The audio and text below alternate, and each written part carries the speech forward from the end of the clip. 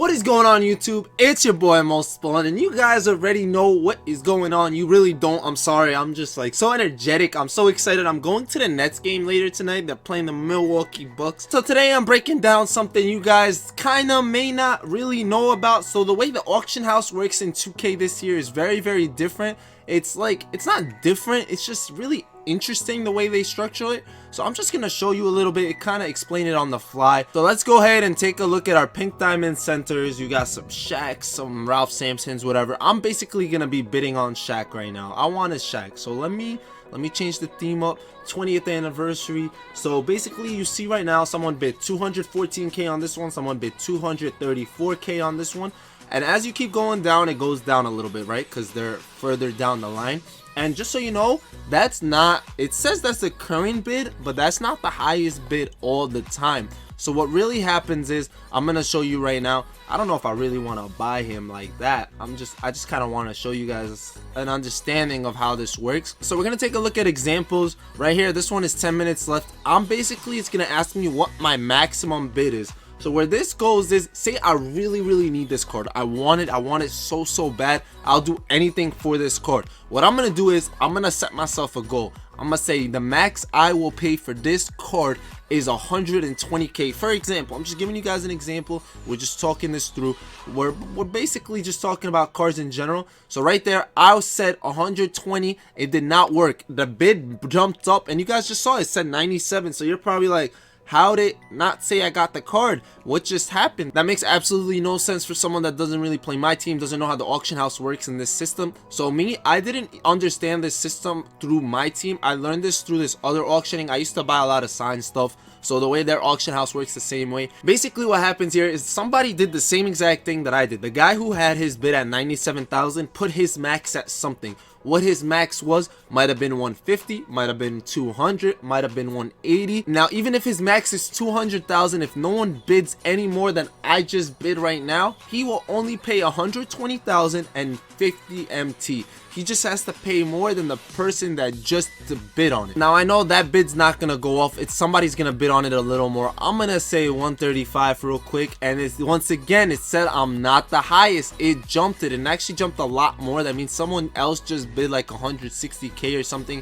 It has a way of jumping, and you'll see here as we scroll through, a lot of these already jumped up because as they're closing in, the prices will jump for sure. Right here, I'm gonna bid on this one. I'm just trying to show you guys a little bit of what is going on, and I'm gonna show you what happens when you do win. I successfully bid on this one. It's 10 minutes left. I know for a fact I'm gonna get outbidded, but you see right there, it says my current bid is 100,100 because that's what it's currently at. That means someone bid 100k before me. No one bid anymore. And right now my max bid is 125. So say you go ahead and bid, you're able to bid now for it for 110. You're going to be able to do basically the same thing as this. Click 110. When you do 110, it's going to jump up. It's going to say, no, you cannot bid. That's not the highest price. And basically it'll jump my highest bid to 110. 100 or 110,050, whatever the case may be. Now you guys can keep track of your active bids in here. Between your my auctions and your search auction, you'll have your active bids. So right here you saw this one did not work for me. I got outbidded, and I'm just gonna go back into here and take back my MT. I want it. Thank you. Give me my full refund.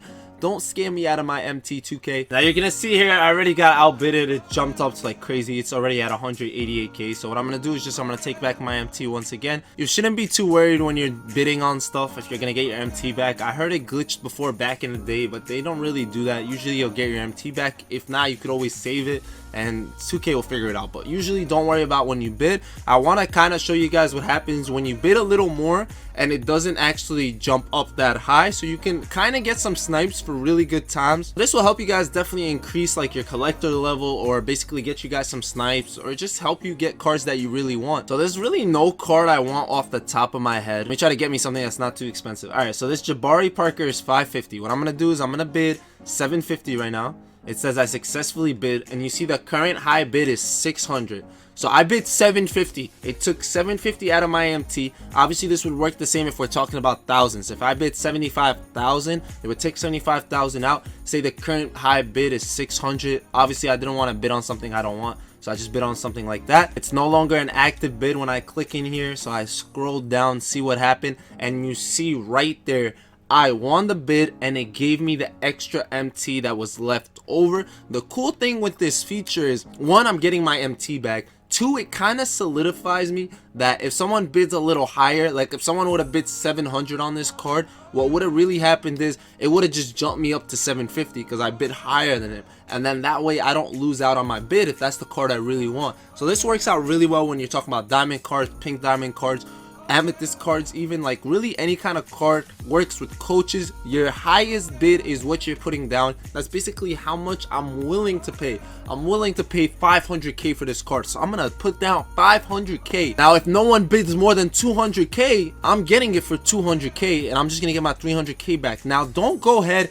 and put like crazy numbers up there, because like I said, what if someone just bids higher and then you end up spending all this MT? Use it as your highest bid. Always remember it like that. And what I'm gonna do is I'm gonna sell this for 550. I lost some MT on that, but it doesn't matter. I was just showing you guys basically what happened, and I got my refund on the top as you saw. So I could have just refunded, added to my collection, or would have gave me my 150 that way, and then I would have sold it for 550. Now this works really well with like cards such as like a throwback elites, moments, stuff like that. So right now, say I need a throwback elite, so I'm gonna go in here.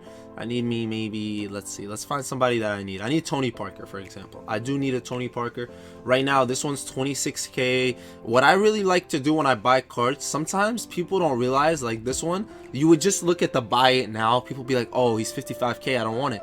But sometimes you could just bid 40k on this and nobody else will outbid it, and you basically get it for 40 and you're basically stealing it, honestly. So right now I see that the lowest up is 50k. How much am I willing to pay for this card? Maybe 40, 45. So what I could do is I could bid here, move this up to 45, and what this actually does is I'm pretty much maybe guaranteed to get this card for 45, which is 5k less than the other one that I showed you guys. Because now if someone wants to outbid me on this card, they're basically gonna have to drop the 55 to like 53, 54 to actually jump it up. So little tricks like that will basically try to help me get that card a little better. Something else that I really like to do is, say I see that the lowest card is actually going for 40k, like there you can buy now for 40k. What I would do then is I'd bid on the one that's about to end, and I'll basically just say I'm pretty cheap. I'm pretty cheap when it comes to my MT. I want to make the most MT possible. So what I'll do is I'll bid 39.950 on this one. Now whoever wants to buy this card has to bid 40k, which in reality they could have just bought one. I don't want to pay 40k, so I bid the max, meaning I'll never pay more than that. Or I could just put it at 40 because that's what I was going to buy the other one at. What usually ends up happening is no one's really going to bid on this card 40k or more because they could have bought one by now for 40. So me, I'm guaranteed, or most likely, more than likely, I'm not going to say guaranteed, but I'm more than likely going to end up getting this card for 40k max. And if no one bids that high, then I might get it for 35 and the other 5k will end up in my pocket, or whatever the situation may be. So to show off this example one more time, I'm going to bid on this card. I'm not going to make this video too long. This is pretty much all I wanted to show you guys. I'm going to bid 35k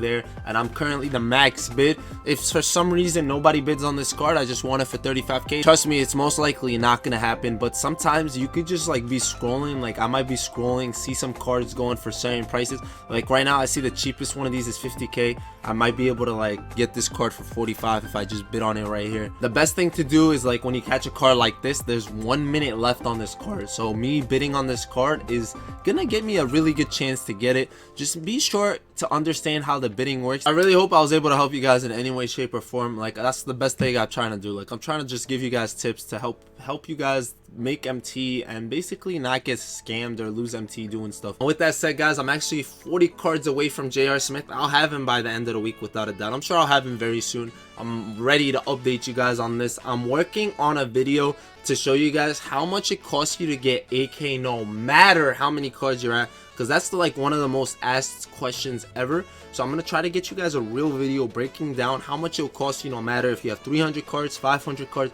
700 cards. And I'm really working on that, but the problem right now for me is I don't have an account that has no cards, because I'm trying to basically do it from scratch. So if someone has a lot of MT and they're at like 500 cards or something, or 300 cards, and actually wants this card and wants me to do it for them with the cheapest way possible, like I will not buy cards for that expensive whatsoever. Hit me up on Twitter. But besides that, I'm gonna get that video out soon. I'm sure of it. I'm working on it. I'm in the mix. If I end up not getting an account to do so, I will do out the math, like mathematically on a piece of paper, pen and paper, calculator, all that good stuff. It's been your boy Mosballin. I'll see y'all later. Y'all know the drill. Ballin' out.